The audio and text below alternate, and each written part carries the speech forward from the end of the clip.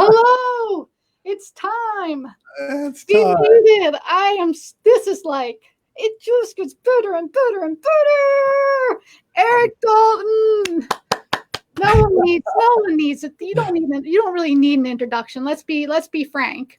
I mean, you don't need one, Erik. You don't need one. But you don't either, Diane. Everybody's read your books. I just read your last book. You did? Yeah, Massage Therapist Guidebook. Actually, someone sent it to me.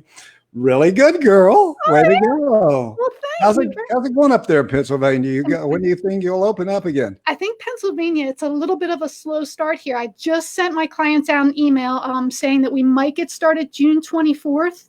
So my staff and myself, it's the longest I've gone in my life without touching and giving a massage. It's so 24 years, huh? Yes, it's been a really long time. So I'm freaking out a little. So I can't wait to get my hands on some people and see some smiling faces around here at Freedom Massage again.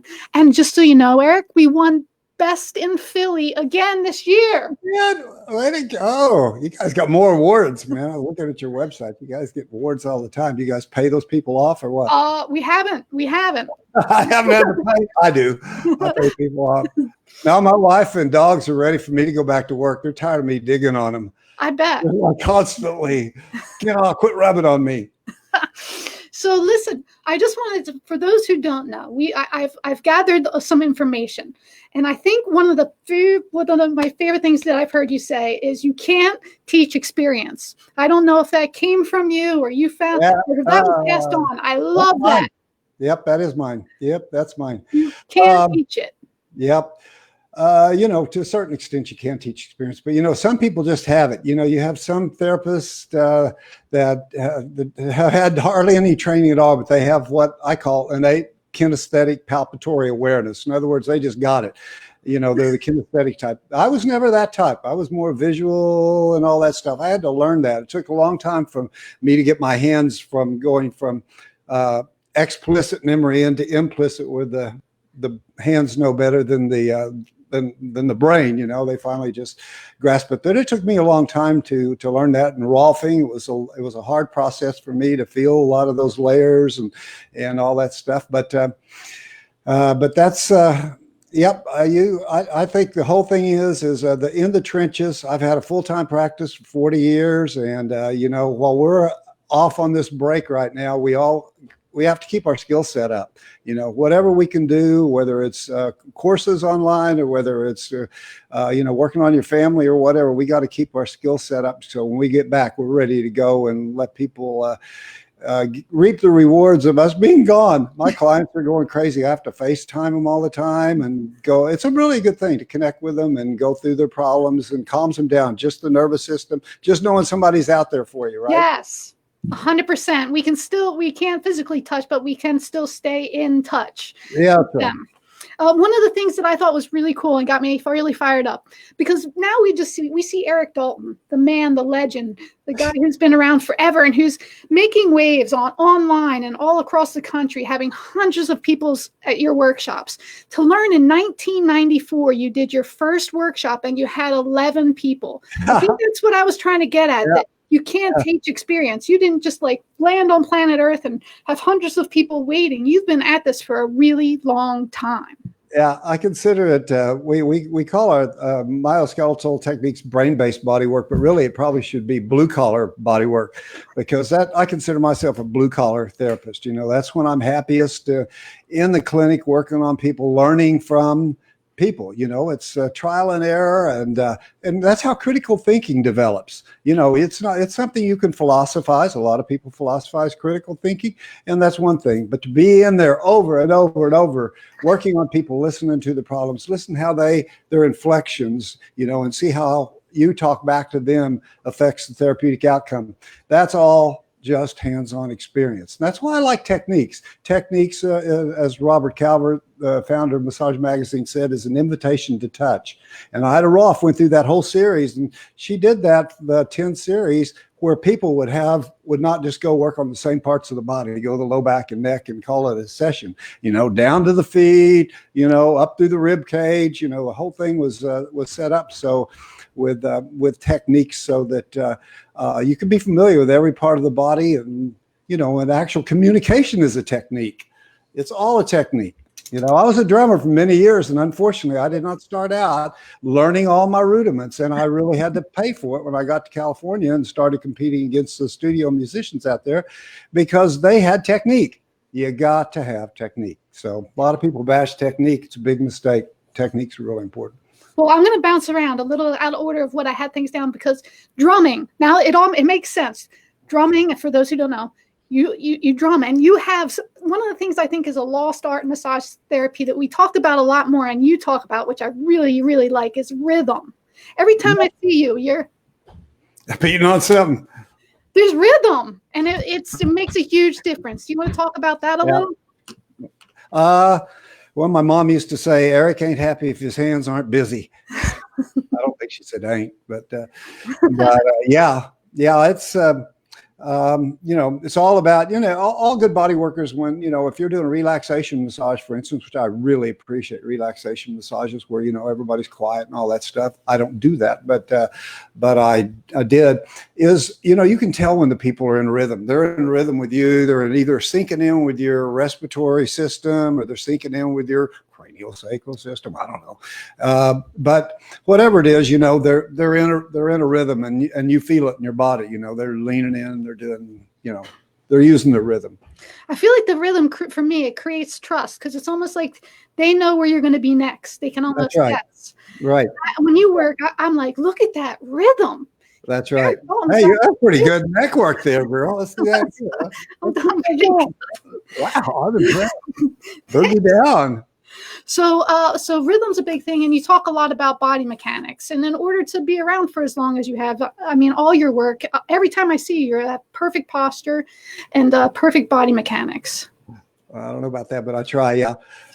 That's something that you break down if you don't learn how to use your body. And there are certain little tips that I teach in workshops that really help. Usually start out with just a segment at our workshops that are just teaching. We're not paying attention to what we're not trying to treat thoracic outlet syndrome, rotator cuff, or TMJ. All we're doing is just showing you different ways to use your body in different holds, different positions and holds and grasp to save your body too. So yeah, that's a big thing for me. And I really like too how you talk about, I've heard you say posture, poor posture. Posture is a symptom. That's right. You just have a way of like putting things after all these years, like motion is lotion, but that's another one. I stole that one, but I love it. Yeah. But posture is a symptom. Can you just break that down a little for us? I love that. Yeah, when I started with Vladimir Yonda, it was the upper cross syndrome, lower cross syndrome, and we had certain muscle crossing patterns, and we assumed, at least his research through electromyographic studies, Prague and Czechoslovakia found that certain muscles, when stressed, would become tight and facilitated, like the pecs pulling things over and the lower shoulder stabilizers getting weak, allowing that kind of thing. Well, it turns out a lot of times that's not true. We can stand people up that have poor posture, palpate the pecs, and they're weak. So, it started becoming a puzzle to a lot of people. And it turns out that's really not it. It's a part of the midbrain, the pontomedullary reticular formations, which is it's kind of the motor control center of the everything kind of goes through the midbrain, brainstem. And so that is where it memorizes these postural patterns that we have from prolonged sitting and all that stuff. And so basically it learns that. It's like the SAID principle, specific adaptations to imposed demands, which is an old term used in physical therapy for a long time. And that's just like your brain, if we're sitting here like this and we're slumped, your brain says, okay, I'm going to support you the best way I can in that position. You're in that position, I'm going to do my very best to support you in that position. Unfortunately, midbrain, pons and medulla learn that. They learn that position. And so really it's a symptom that the brain and the body aren't communicating well. So you got to kind of forget the upper and lower cross syndrome, even though they do exist. I evaluate for them in my assessments, but you have to think deeper. You have to think, what is the brain doing with this information? How's it processing it? How's it going? How's the motor? Is there a problem with the processing? Motor system a problem? Sensory system a problem? The balance, the cerebellum balance system a problem? You got to kind of run it through and just at least understand those things so that you don't try to blame everything on tissue issues. And another thing, while I have you, yeah, I love when you talk about hormones. I mean, it's just really, I mean, again, like there's body reading is one of the arts I like. You kind of look at someone's face, the shape of the face, and it might tell you something. It might not, it could, but I'm fascinated by that. And now you're bringing it down to hormones. Could you just touch on that? Just a little bit. Well, there's an old acronym, been around for a long time called DOSE, dopamine, oxytocin, serotonin, and endorphins, beta endorphins. And they all have a different impact on in the massage therapy, body work, any kind of body work, chiropractic, anything. You're affecting those hormones. Obviously, we know about oxytocin, the love hormone. That's, those people knowing they've been listened to. And the endorphins, really, that's the kind of the runner's high, but that the brain can secrete beta endorphins to help not relieve pain, but to keep the pain from being worse. And so dopamine, we know what dopamine does. And so when we understand the hormonal system and able to separate the neurotransmitters, the hormones are basically when it gets in the blood. Neurotransmitter and hormone are essentially the same thing. A neurotransmitter is just between the little synapse, and it kind of tells the next cell what to do. But hormones is actually when the neurotransmitter is transmitted through the blood. So most of those that we just talked about, dose, are hormones that are transmitted through the blood. Anyway, we use it in body work all the time, and it's a good idea to know why and to be able to explain to people why they're feeling better. Let me just talk about this one thing. So I'm writing an article on massage and body work right now. It's real interesting. And I don't have all of my notes with me on it. But basically, Hans Selye, who was kind of like the father of stress. And so he had for years and years, everybody thought that the stress was just a purely mechanical thing. Hormones, you get a certain, you shock a rat, light shock. I'm only talking about static electricity or on a hot plate. Shock them, and then you check their cortisol levels and everything, and then it goes up and it goes up. So he goes, okay, it's a hormone. It secreted certain hormones, and that's why it's a closed, tight system, mechanical system. Every time you put the person in a certain situation, the hormones are secreted that cause a stress response. And then a guy from Yale came along somewhere in the late 50s, and he found that if you did the same experiments, like a hot plate or a little bit of electric shock, and then they measure the cortisol levels, he put one of their cage mice friends, after they had been shocked, in the cage with them, and they ran over and started cuddling, and then they checked the hormone levels, and then all of a sudden the whole thing changed. The psychologist got into it because all of a sudden the cortisol levels went completely down.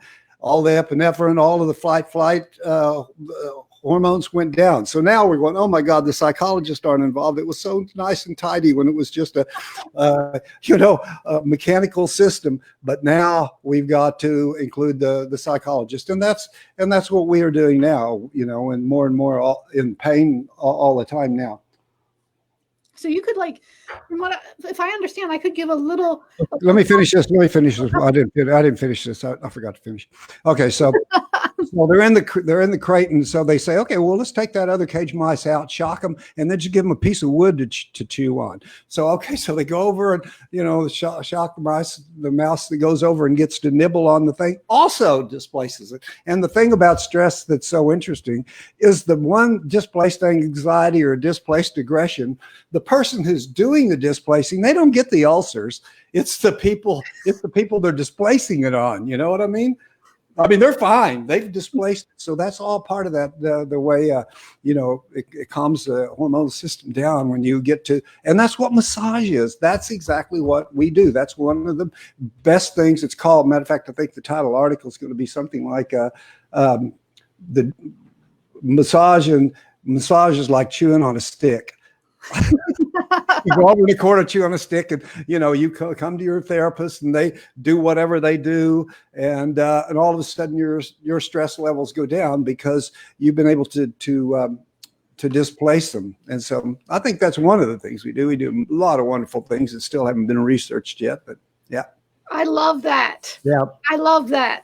And one of the things too that I heard you say was the healer is within the client. I think that's kind of a very humble and beautiful thing to say. What? The healer is within the client. Yeah. How do you feel? Would you want to give us a little bit on that? I don't know. That's such a broad topic. I don't know if I can want to get into the humor of it. But I tell you what, the most important thing is humor. I mean, in every aspect, this thing that we're going through right now, I know everybody's freaked out. We're all freaked out. This isolation is driving everybody a little bit batty, but there are a lot of good things that are going to come from this. And so we have to keep our humors. That's why our humorous. So that's why I post on Facebook. You guys got to join my Dalton Myskeletal Facebook group and catch all this. I post a lot of things that are upbeat because there's going to be good out of this. Every time we've had a crisis like this, something really, really good comes out of it. And I tell you, there are a couple of things that are going to happen. First of all, we're going to know a crap of a lot more about viruses. We've been trying to understand these little fragments of DNA forever and how they mutate. Well, we're going to figure that out a lot more, and that's going to apply to all future viruses, germ warfare, et cetera. And then the immune system. A lot of people are studying the immune system now that wasn't funded before. We figured, God, maybe if we just go about it through the immune system. And then the bigger thing, the greater thing that's finally getting researched, which is what I'm into. There are a couple of people out in San Diego. I watched their YouTube videos. They have a big research clinic out there, and it's anti-aging. It's stopping the aging process, delaying it, and sometimes putting it back a few years. And that's where the anti-aging guys are saying now they're getting all this research money. Mm-hmm. It's going to be a big deal. We're going to have a yin-yang out of this thing. I couldn't agree with you more. I think that I don't know about you, but I've been working really hard for 20 some years, so for me, it's not that I stopped working, it just shifted it.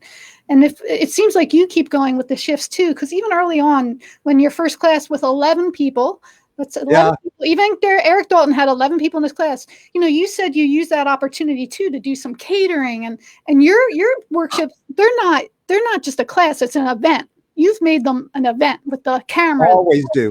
Every one of our workshops is an event. That's why I hardly teach outside my own workshops. We now have this year like 10 or 11 new teachers teaching for us this year, and we really require that they think of it as an event. We want to give the people more than they expect when they come.